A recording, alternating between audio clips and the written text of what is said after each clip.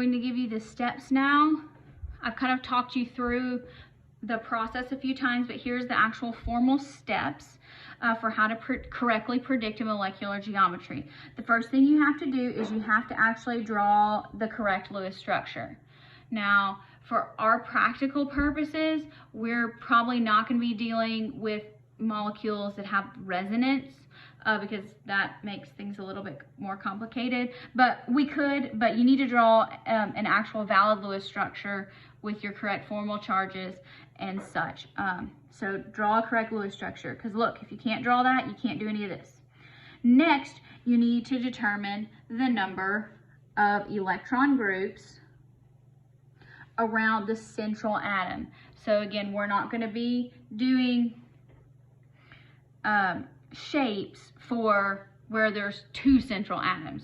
That gets way more complicated, so we're not going to do that. So only around the central atom. Then you need to decide whether each group is going to be a bond or if it is a lone pair. And then count each type. So you're going to say how many bonds and how many electron groups. Now, you can use the format AXE. So AXE. This was not around when I initially learned this. I think this is absolutely fantastic and I love it. Okay, so A just stands for the central atom. And you won't really have to do anything with that. So A is just your central atom. The X stands for your number, and this sub-M number. So X represents the surrounding atoms. So the little m is the number. And so this would be your bonds. So how many bonds you have. E is your lone pairs. And this little sub-n equals your number of lone pairs. So you're going to end up with something that has to do with, so AXE, and then you can use that to determine what you have. So let me flip to the very back page of the handout. Here are some practices. So let me just do like one of these. So if I do BF3, B, F, F, F. Okay, so I'm going to trust that you know how to do this Lewis structure. It's been on like every practice anyway. Boron is an incomplete octet. It's happy with that. So let's talk about, here we have A is our central atom. So there's only one of these. So that's good. We don't have to worry about it. X, how many atoms are around the central atom? 1, 2, 3.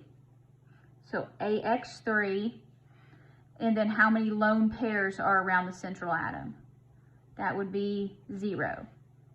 So you could call it AX3 or you could call it AX3E0. I tend to do it that way. Now, so this means you have, so let's talk about our electron geometry. When you have 3 electron groups, no matter what, so we have 3 electron groups, that electron geometry is going to be trigonal planar. And now our shape is, we have 3 electron groups, no lone pairs. So when we don't have any lone pairs, the shape is the same as the electron geometry. Trigonal planar. So what you should do is go through all of these and all the ones on the back and go through, and I want you to draw your Lewis structure, write the electron geometry, and write the shape. You don't necessarily have to do bond angles. You can if you want to. But so you should do the Lewis structure, the electron geometry, the molecular shape. We haven't talked about polarity and hybridization yet, but that should give you plenty to do to work on.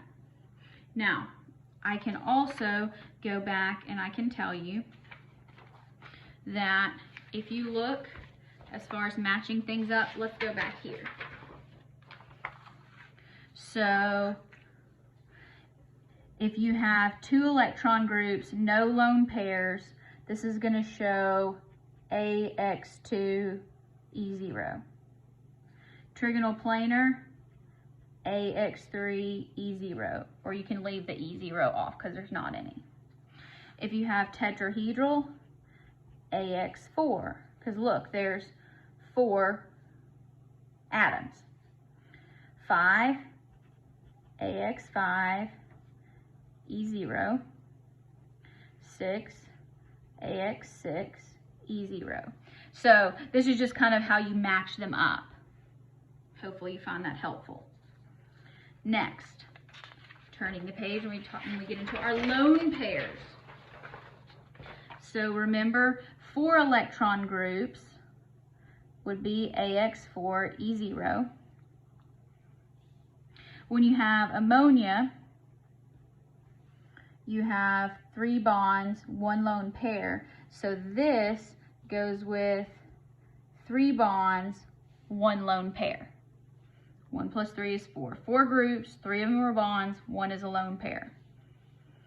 When you get down to water,